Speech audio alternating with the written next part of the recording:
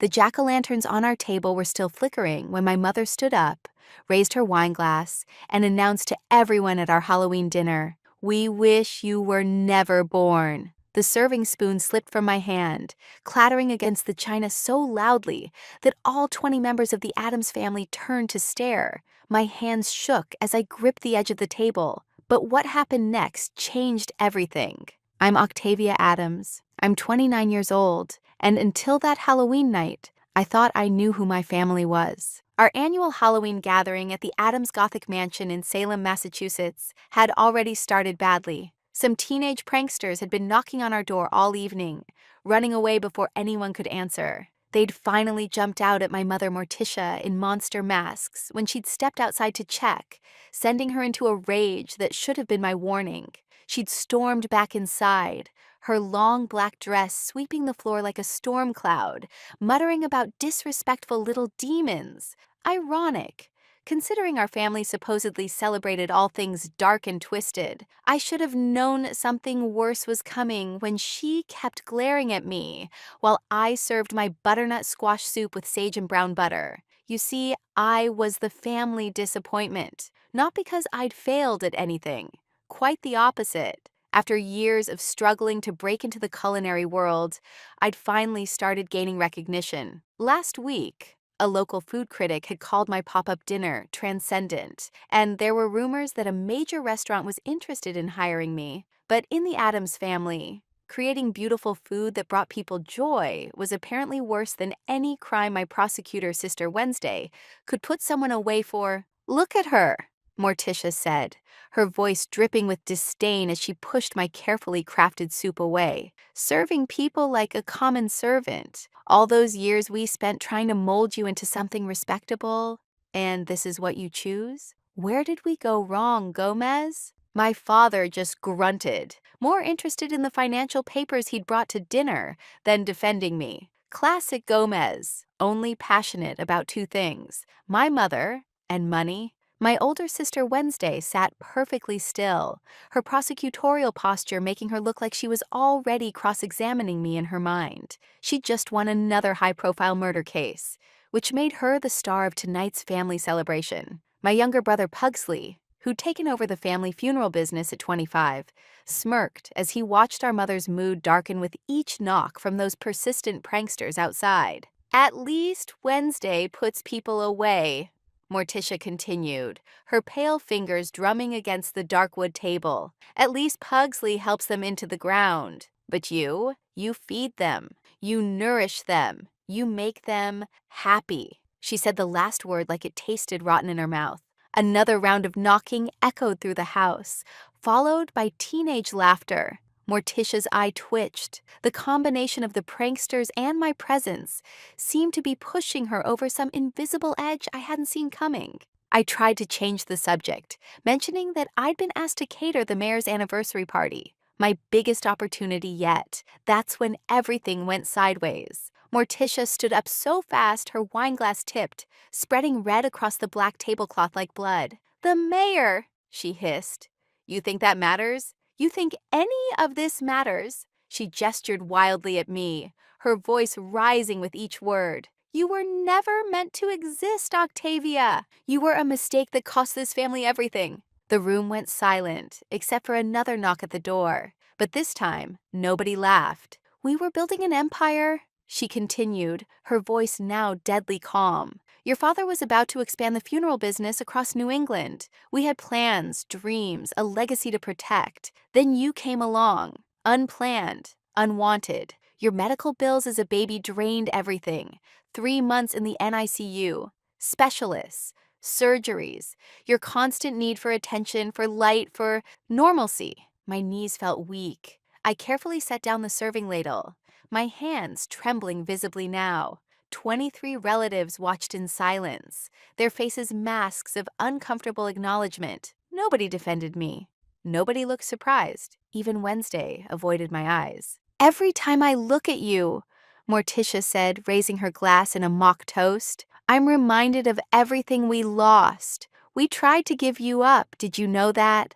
Had the papers ready, but Mother Esther threatened to destroy us if we did. So we kept you. Our burden, our shame. So here's to the truth, finally. We wish you were never born. The teenagers knocked again, but this time it sounded hollow, distant, or maybe that was just the sound of my heart breaking into pieces I'd never be able to put back together. But as I stood there, watching my mother's satisfied smile while my hands still shook from the shock, something else started building inside me. Not sadness, not even anger. Something much more dangerous for the Addams family. Determination. They wanted me gone? They'd get their wish, but not in the way they expected. "Thank you, Mother," I said, my voice surprisingly steady, for finally being honest. I walked out of that dining room with my head high, even as I heard Pugsley laughing behind me. They had no idea what they just started. That night, I couldn't sleep. My mother's words echoed in my head like those persistent knocks from the pranksters. But instead of drowning in self-pity, I did what any good chef does. I started following the recipe of my life backward, looking for where the ingredients had gone wrong. I went to my tiny apartment's kitchen, my real home, and pulled out the one thing I'd taken when I'd moved out: Grandma Esther's old cookbook. The family thought it was worthless, just stained pages of basic recipes. But to me, it had always been a comfort. As I flipped through it at 3 a.m. trying to calm my racing mind, something fell out. A sealed envelope with my name on it in Grandma Esther's handwriting. My heart pounded as I opened it. Inside was a letter dated just before her death 5 years ago. "My dearest Octavia, if you're reading this, you finally discovered what a pack of wolves your family truly is. Good. It's about time. You were never meant to be like them, darling. You were meant to be better. That's why I've left you something they don't know about. Something that will only reveal itself when you're ready to claim your true inheritance. The answer lies in my recipe collection, but not this book. Check the Salem Public Library's cookbook section. Reference number 641.5. I donated something special there. And remember, the best revenge isn't destroying your enemies. It's becoming so successful they have to watch you thrive. P.S. Your parents have been lying to you since birth. Start with the hospital records. Your mother's story doesn't add up. All my love, Grandma Esther. Check behind my portrait in the dining room next time you're alone in that horrible house. I left you a little starter fund they never found. Hospital records? The next morning, I called Salem General, pretending I needed my medical records for insurance. What they sent me made my blood run cold. Yes, I'd been in the NICU, but not for 3 months. For 3 weeks. Yes, there had been bills, but they'd been covered by Grandma Esther's insurance, not my parents' money. The total out-of-pocket cost to my parents? $3,000. Not the fortune my mother had described.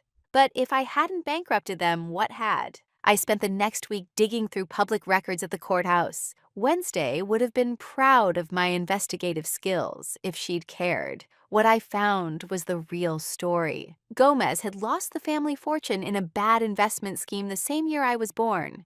He'd put everything into a pyramid scheme involving luxury coffins for pets. The bankruptcy papers were dated 2 months before my birth. I wasn't the reason they'd lost everything. I was just the convenient scapegoat. Late one night, I snuck back into the family mansion using my old key. My parents were at some society funeral in Boston. I went straight to Grandma Esther's portrait and carefully checked behind it. Sure enough, there was a small safe built into the wall, painted to look like part of the wallpaper. The combination was easy.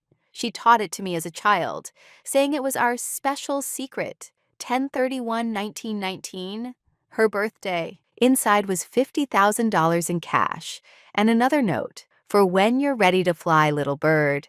And when you do, remember that every receipt matters. Love, Grandma E." Receipts, of course. Grandma had been an accountant before she'd married into the Addams family. I started keeping track of everything, photographing every family document I could find during my secret visit. In my father's study, I found something that made me gasp. A folder marked O situations. Inside were rejection letters, dozens of them. Culinary schools, internship programs, job offers, all addressed to me, all hidden. The cruelest one was from the Culinary Institute of America, offering me a full scholarship based on a recommendation from my high school home economics teacher. The response, forged in my handwriting: "Thank you, but I've decided to stay close to family." I took photos of everything, my hands shaking with rage. But the worst discovery came when I found their family group chat printed out. Pugsley had always been careless with technology. The messages went back years.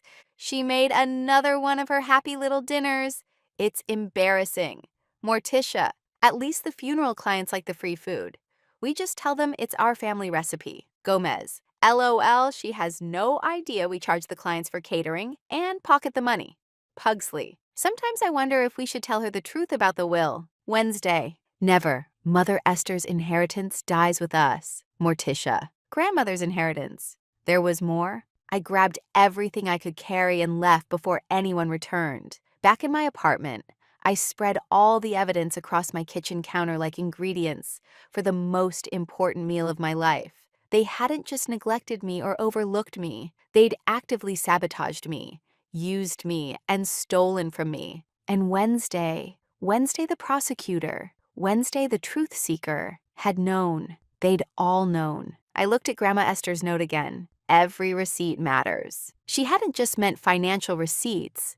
She'd meant proof, evidence, a paper trail that would stand up in court. I smiled grimly and opened a new notebook, titling it Recipe for Justice. It was time to start cooking. The Salem Public Library opened at 9 a.m., and I was waiting at the door. The reference number from Grandma's letter led me to a section I'd never explored, the rare cookbook collection. The librarian, Mrs. Chen, Jimmy's grandmother, as it turned out, smiled when she saw what I was looking for. Oh, the Esther Adams collection. She donated these with very specific instructions.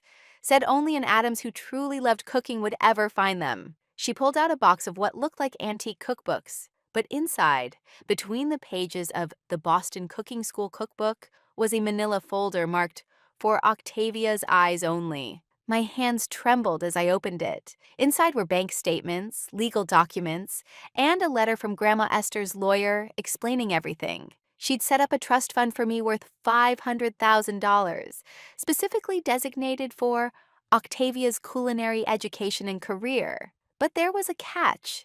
The trustees were my parents, who were supposed to inform me of its existence on my 25th birthday. I was now 29. They'd been collecting the interest for 4 years. Mrs. Chen, who'd been watching my face grow paler, quietly brought me some tea. "Your grandmother was a smart woman," she said softly. "She knew your family might forget to tell you things. That's why she left copies here, where only someone who genuinely loved cooking would look." I spent the entire day at the library, documenting everything.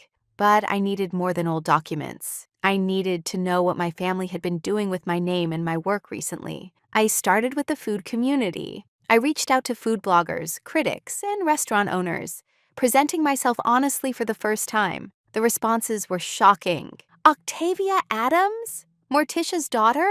We've been trying to reach you for years," said James Morrison, the city's most influential food critic. "Your mother always said you were too fragile for the public eye, but your food at those funeral events is extraordinary." That's when I learned the full extent of the deception. My parents had been running a side catering business using my cooking, charging premium prices for Morticia Adams's Gothic cuisine. They'd made over $200,000 in the last 3 years alone. Meanwhile, they'd been telling me the funeral home was barely breaking even and couldn't afford to pay me for my help. One food blogger showed me something that made my stomach turn: my mother's Instagram account, where she posted photos of my dishes with captions like "Another Addams Family secret recipe" and "Cooking runs in our blood." She had 50,000 followers and multiple sponsorship deals. But the universe seemed to be conspiring to help me. Jimmy Chen found me at the library one day, looking embarrassed. "Hey, Ms. Adams, I'm really sorry about Halloween.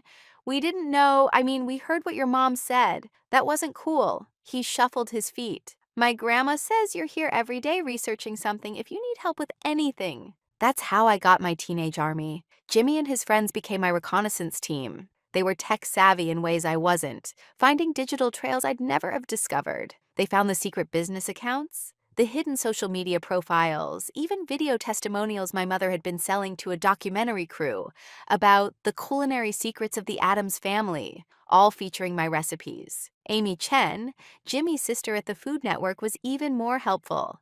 "We've been wanting to feature you for years," she told me over coffee. "But every time we reached out, your mother said you weren't interested. She even sent us a cease and desist letter once, claiming you had an exclusive contract with the family business. There was no contract. There never had been.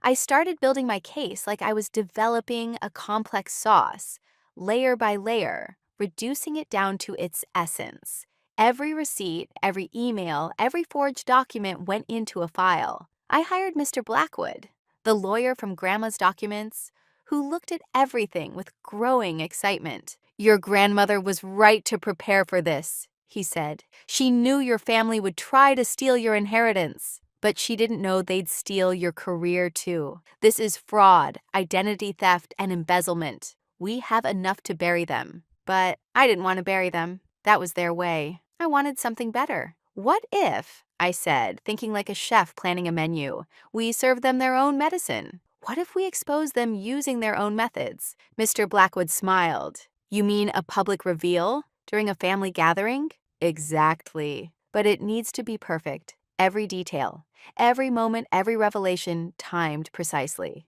That's when I remembered something Grandma had taught me. The best meals tell a story, Octavia. Each course should build on the last, leading to a finale that no one forgets. Thanksgiving was coming, the perfect holiday for revealing what you're truly grateful for and what you're not. I spent the next 2 weeks perfecting my plan. I practiced my presentation in front of my bathroom mirror, then in front of my sourdough starter. At least the yeast culture was more supportive family than my real one. Every document was copied, organized, and ready. Every ally was briefed on their role. But there was one more thing I needed: the perfect venue. That's when Mr. Blackwood revealed another surprise. Your grandmother owned more than just recipes, Octavia. She owned property. There's a Victorian mansion on Essex Street that's been in trust for you. Your parents have been telling everyone it was sold, but they've just been renting it out and keeping the money. The mansion where Grandma Esther had grown up. The place where she'd learned to cook. The perfect setting for my revelation dinner. Thanksgiving was 4 weeks away, and I approached planning it like I was preparing for the most important service of my life. Every detail had to be perfect. Every flavor had to build to the final course. And just like any great meal, timing would be everything. First, I sent out invitations for the Addams family Thanksgiving feast. A new tradition begins. I made them elaborate, Gothic, expensive looking, the kind of invitation my mother couldn't resist bragging about to her society friends. The venue was listed as the Esther Adams Memorial Dining Hall, the Victorian mansion that I now knew was rightfully mine. I told my parents it was a pop-up restaurant space I'd won through a Food Network contest. They believed it because they'd never bothered to learn how my industry actually worked. Finally, doing something worthwhile with that cooking hobby, my mother had said, already planning her outfit. "Make sure everything is properly Adams. We have a reputation to maintain." If only she knew. I reached out to my growing network of allies. Jimmy Chen and his friends were eager to help, partly out of guilt for the Halloween pranks, partly because they thought the whole thing was epic drama, like a reality show but better. I hired them as servers for the night, paying them well from Grandma's fund. "Just serve the food and be invisible," I instructed, "until I give you the signal." I contacted 3 prestigious food critics, 2 reporters from the Salem Gazette, and a documentary crew that had been trying to film authentic New England food traditions. I told them they'd witness the unveiling of secret Addams family recipes that had never been shared publicly. Technically true, they'd never been shared under the right name. Amy Chen from the Food Network was particularly excited. "This could be your break, Octavia. A family reconciliation story with amazing food. That's television gold." If only she knew it would be more like television dynamite. The menu required 2 weeks of planning. Each course would represent a different family lie, though they wouldn't know it until the reveal. First course, false foundations, a deconstructed soup with hidden ingredients, each one representing a stolen opportunity. 28 ingredients for 28 destroyed chances. Second course, stolen harvest, using vegetables from seeds I'd secretly saved from Grandma Esther's garden before my mother had it destroyed. Proof that something beautiful could grow from buried dreams. Third course, the imposter. 2 identical-looking dishes, one made for my recipe, one from Morticia's cookbook version, a blind taste test for the ages. Fourth course, burden of proof, a perfectly balanced dish that would collapse if any element was removed, just like their House of Lies. Fifth course, devil's food cake, Grandma Esther's masterpiece. The cake was special. According to her recipe, it needed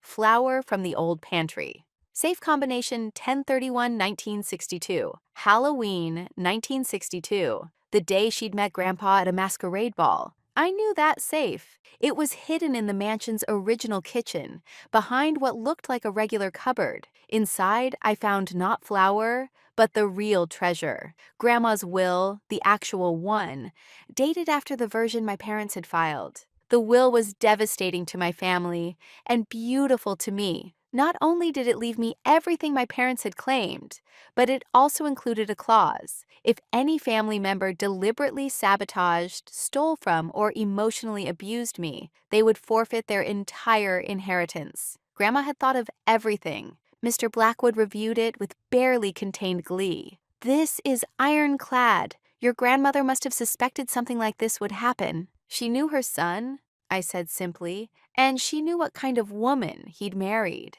2 weeks before Thanksgiving, I did a full rehearsal at the mansion. The dining room was perfect, gothic enough to appeal to my family's aesthetic, but bright enough to actually see the food. I had professional photographers document every dish, creating a portfolio that would later prove the recipes were mine. I also started my psychological campaign. I attended Sunday dinner at the mansion, bringing a new dish I was testing for Thanksgiving. I watched my mother taste it, praise it to her society friends who joined us, and then tell me it was adequate but needs more Adam's flair. "Of course, Mother," I said sweetly. "I've been studying your cookbook for inspiration."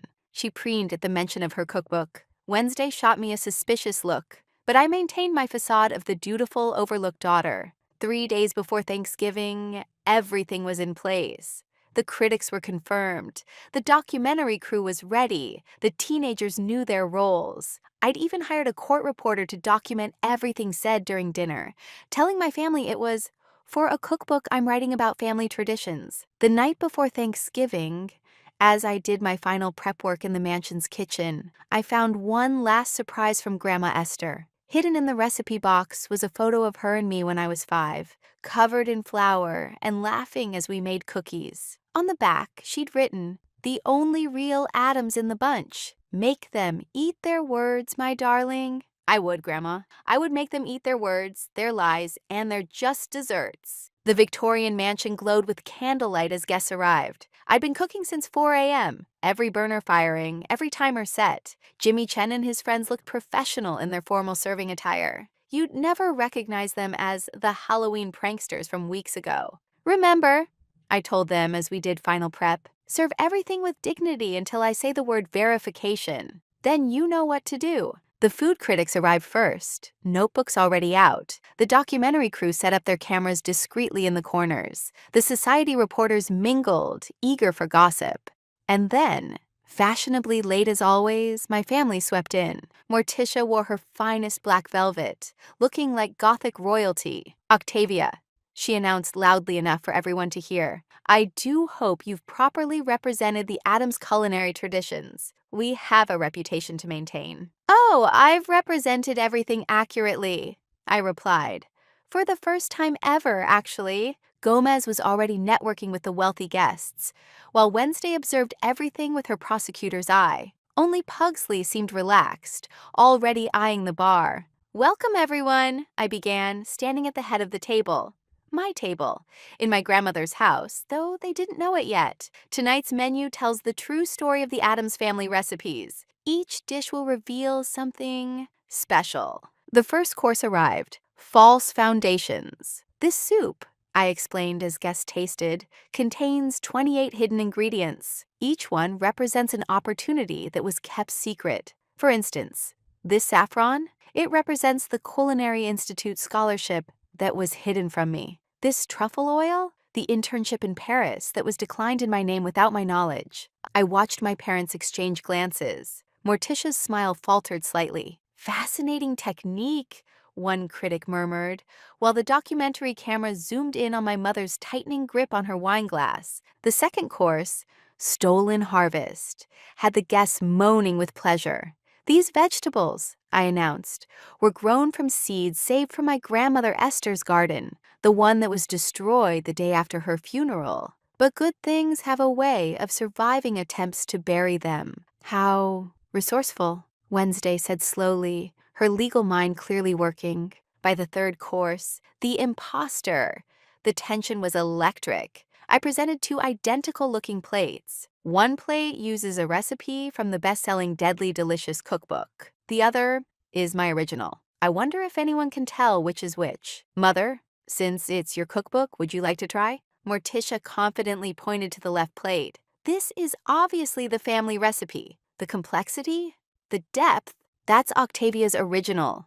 3 critics said in unison. One added, the one on the right is good, but it lacks the sophistication. It's like someone tried to copy a masterpiece, but didn't understand the fundamentals. The documentary crew captured my mother's face, turning white as bone china. Interesting, I said mildly, considering every recipe in that cookbook was created by me, stolen by you, published under your name. But we'll get to that. This is ridiculous. Gomez started to stand, but I held up my hand. We're not done yet. 4th course. Burden of proof came with a visual demonstration. I showed how removing any element caused the perfectly balanced dish to fall apart, like a house of lies, I said, making eye contact with each family member. Remove one piece of evidence and everything collapses. That's when Jimmy and his friends wheeled in boards covered with documents, every forged letter, every hidden opportunity, every theft meticulously displayed. What is this? Morticia hissed. Verification, I said clearly. On that signal, the teenagers unveiled everything. Bank statements showing the catering money my parents stole. Screenshots of the Real Adams Only group chat. The adoption papers my mother had started. The medical bills proving I hadn't bankrupted them. The real bankruptcy papers showing Gomez's pet coffin pyramid scheme. The food critics were frantically taking notes. The society reporters were practically vibrating with excitement. The documentary crew moved in for close-ups of the evidence. And now, I announced as Jimmy brought out the devil's food cake. Dessert, made from Grandma Esther's special recipe. I cut the cake with deliberate precision, then pulled out a document from beneath the cake stand. Theatrical, yes, but Grandma would have approved. This is Grandma Esther's real will, I announced. The one dated after the version you filed, Mom and Dad. Mr. Blackwood? The lawyer stepped forward from where he'd been waiting. The will is authentic and legally binding. It leaves everything to Miss Octavia Adams, the house you're sitting in, the recipes you've stolen, and a considerable fortune. Furthermore, there's a clause about abuse and theft that means the rest of you are now disinherited. Wednesday grabbed the papers with shaking hands. Speed reading with her prosecutor's training. Her face went through several expressions before landing on something I'd never seen before. Respect. She paused, looking at me. This is bulletproof. You built a legal case that would stand up in any court. I learned from watching you, sister. Just applied it to cooking instead of crime. Morticia stood, her composure finally cracking. You ungrateful little... I'm extremely grateful, I interrupted. Grateful that you finally showed me at Halloween what you really thought. Grateful that Grandma Esther prepared for your greed. And grateful that everyone here got to witness the truth. Amy Chen from the Food Network stood up. Octavia, we'd like to offer you a show. Truth through food? Revealing family stories through cuisine. This dinner alone could be our pilot episode. The documentary director nodded enthusiastically. This is the most authentic family drama we've ever captured. It's revolutionary. My mother turned to the cameras, trying to salvage something. This is all a misunderstanding. We've always supported Octavia's little hobby. Your Instagram says otherwise, Jimmy interrupted, holding up his phone. You've been taking credit for her recipes for years. It's all documented online. The room erupted. Critics were calling their editors. Reporters were already typing on their phones. The society gossips were practically glowing with the scandal. But the sweetest moment came when Gordon Ramsay appeared on Jimmy's laptop screen via video call. Amy had arranged it as a surprise. Octavia! His voice boomed through the speakers. These pretentious fuckers have been hiding your talent? That's criminal. You're coming to my kitchen next month. And as for you, He pointed at my mother through the screen. Claiming someone else's recipes is your own? You're everything wrong with food culture. You're done in this industry. Morticia sat down heavily, finally understanding that her empire of lies had crumbled like an overbaked souffle. I raised my glass of wine, the good stuff I'd bought with my own money. Happy Thanksgiving to the Addams family. Thank you for teaching me exactly what family shouldn't be. And thank you for giving me the best story the food world has ever seen. The teenagers started slow clapping. Then the critics joined. Then everyone except my family was applauding while the cameras rolled. I looked at each family member. You're welcome to finish your dessert. It's the last thing I'll ever cook for you. Oh, and you have 30 days to vacate my grandmother's properties, all of them. Mr. Blackwood has the eviction notices. As I walked toward my real guests, the critics, the reporters, the people who valued my work, I heard Pugsley say quietly, "We deserved that." Every course of it. Wednesday agreed. 6 months later, I stood in my restaurant, Octavia's Garden, watching the dinner rush with deep satisfaction. The restored Victorian mansion, yes, Grandma Esther's house, had been transformed into Salem's hottest dining destination. The Gothic bones of the building remained, but I'd filled it with light warmth and the aroma of honest food made with love. "Chef, we're fully booked through next October," Amy Chen announced. She'd left the Food Network to become my restaurant manager, believing in my vision more than corporate television. And that's just for regular dining. The waiting list for your Sunday Story Suppers is 2 years long. Sunday Story Suppers, where families came to share their real stories over food, inspired by my Thanksgiving revelation. It had become a phenomenon, a place where truth was served alongside 5 courses. Table 7 wants to send their compliments to the chef, Jimmy said, now my sous chef, after discovering a real passion for cooking. They specifically mentioned that the butternut squash soup changed their life, said it tasted like honesty. That soup, the one my mother had pushed away with disgust, it was now my signature dish, featured in the New York Times as a metaphor for authenticity in edible form. The recipe was in my cookbook, my real cookbook, which had sold 500,000 copies in 3 months. The lawsuit had been swift and decisive. Mr. Blackwood had handled everything brilliantly. Not only did I receive my full inheritance in the properties, but my parents had to pay back every cent they'd earned from my recipes, plus damages for fraud and identity theft.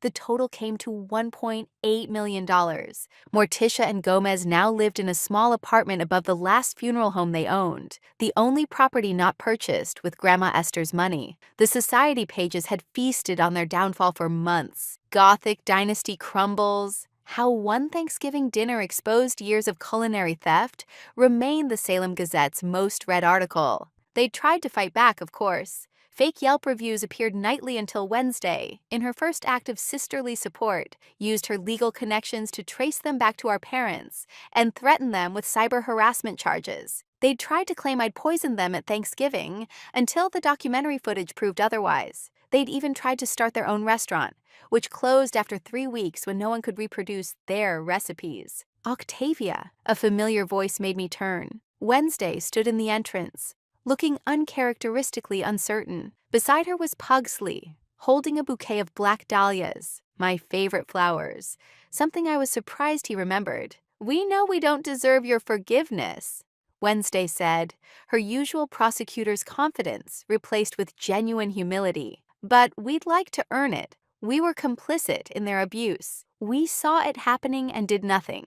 That makes us guilty too." Pugsley nodded. "You were never the family disappointment, Octavia. We were. We disappointed the only person in our family who actually knew how to love." I studied them for a moment. Over the past 6 months, they'd both made efforts. Wednesday had publicly defended me in court, even testified against our parents when they'd tried to contest the will. Pugsley had sent every one of his funeral clients to my restaurant, always paying full price and tipping generously. "Table for 2?" I asked finally. Their faces lit up with hope. "But you're sitting in the kitchen," I added. "You want to be family? You'll learn what real work looks like." They eagerly agreed, and I had Jimmy set them up at the chef's counter where they could watch the controlled chaos of service. As I plated the amuse-bouche for them, a tiny spoonful of butternut squash soup, Wednesday actually teared up. "I remember when you first made this," she said quietly. "I was 12. You were so proud, and Mom just dismissed it. I should have said something. We all should have done a lot of things differently, I replied. But that's the thing about cooking. You can always start fresh with the next dish. As I turned back to the kitchen, I caught sight of someone new at table 12, Daniel Morrison, the food critic's son who'd been covering my story since Thanksgiving. He was watching me with that soft smile I'd been noticing more and more lately. We'd been taking things slow, sharing late-night conversations over wine after the restaurant closed, bonding over our complicated families and love of simple, honest food. He raised his glass to me, and I felt that flutter I'd thought my family had killed forever. "Is that the journalist?" Wednesday asked, noticing my smile. "He seems different from the vultures Mom used to court." "He is," I said simply. "He sees me for who I am, not what I can do for him. That's what makes him family material, the real kind." My phone buzzed with a text from Gordon Ramsay. "Saw the review in Food and Wine. Brilliant work. Those parents of yours still trying to claim credit?" I showed the text to my siblings, who laughed. Actually laughed. Something I hadn't heard from them in years. "They tried," Pugsley said. "Last week, Mom told someone at the grocery store that she taught you everything. The clerk recognized her from the documentary and said, 'Aren't you the woman who stole recipes from your daughter?' Mom left without buying anything. The dining room was full of joy. Couples on dates, families celebrating, friends gathering. My teenage former pranksters were now skilled line cooks, heading to culinary school with my recommendation letters. The food critics who'd witnessed my Thanksgiving revelation had become regulars, bringing colleagues to experience what one called the most honest food in New England. "Chef Adams?" A young woman approached nervously. "I'm Sarah. I saw your documentary. My family's been taking credit for my art for years, saying I'm too unstable to handle my own career. You gave me courage to fight back. Thank you." I hugged her, remembering my own pain. Family isn't always blood, Sarah. Sometimes it's the people who celebrate your talents instead of stealing them. As if to prove my point, my chosen family surrounded me in the kitchen. Jimmy and his friends, who'd gone from pranksters to dedicated cooks. Amy, who'd believed in me when my blood family didn't. Mr. Blackwood, who still stopped by weekly for dinner, always ordering the devil's food cake. And Daniel, who'd started leaving fresh herbs from his garden at my back door each morning with notes that made me smile. 5 minutes to the Gordon Ramsay interview, Amy called out. Tonight, I was doing a live interview for his new show about chef redemption stories. As my team prepared for the live filming, I thought about the last time I'd seen my mother. It was a month ago, at the grocery store. She'd approached me, looking older and smaller than I remembered. "Octavia," she'd said stiffly, "the house needs repairs we can't afford. Perhaps you could—" "Mom," I'd interrupted gently but firmly. "I'm not your servant anymore. I'm not your burden. And I'm definitely not your bank. If you need money, I hear the local restaurants are hiring. You could learn to actually cook." She'd walked away without another word, but I'd seen something in her eyes. Not remorse exactly, but recognition. She finally understood what she'd lost. The camera crew signaled they were ready. As the red light turned on and Gordon's face appeared on the screen, I stood tall in my kitchen, surrounded by my real family, in my grandmother's house that had become a temple to honest food and authentic love. "Octavia Adams," Gordon began with his trademark intensity. "You went from being told you should never have been born to becoming one of the most celebrated chefs in New England. How does that feel?" I smiled, thinking of Grandma Esther, of that Halloween night that changed everything, of the journey from servant to chef. My eyes found Daniel in the dining room, then swept over my siblings at the chef's counter, my young cooks at their stations, all the people who'd chosen to be in my life. "It feels like I finally found my real family recipe," I said, and the secret ingredient was always the truth. The dinner rush continued around me, a symphony of sizzling pans and satisfied customers. Every dish that left the kitchen carried a piece of my story, from rejection to redemption, from forgotten to celebrated, from wishing I'd never been born to being grateful for every moment of my hard-won life. Later that night, after the last customer left and the kitchen was clean, Daniel helped me lock up. "You know," he said, taking my hand as we stood in front of the restaurant, "your mother was wrong about everything, but especially one thing." "What's that?" I asked. "The world needed you to be born." I needed you to be born. He squeezed my hand gently. Some of us just took longer to find you. I leaned into him, feeling complete in a way I never thought possible. My name is Octavia Adams, and I finally know exactly where I belong. In my kitchen, feeding souls, surrounded by people who see my worth, and maybe, just maybe, falling in love with someone who loves me not despite my scars, but because of how beautifully I'd healed them. And my parents? They get to watch from the outside, seeing my success in every food magazine, every television appearance, every glowing review. The daughter they wished had never been born had become everything they tried to prevent, and found everything they tried to deny her. Success, family, and love. Grandma Esther was right. The best revenge wasn't destroying your enemies. It was becoming so successful. They had to watch you thrive. And thrive I did. One perfectly seasoned dish at a time, with a full heart and a full life. If this story resonated with you, please consider subscribing. Your support helps me share more stories of triumph over family adversity.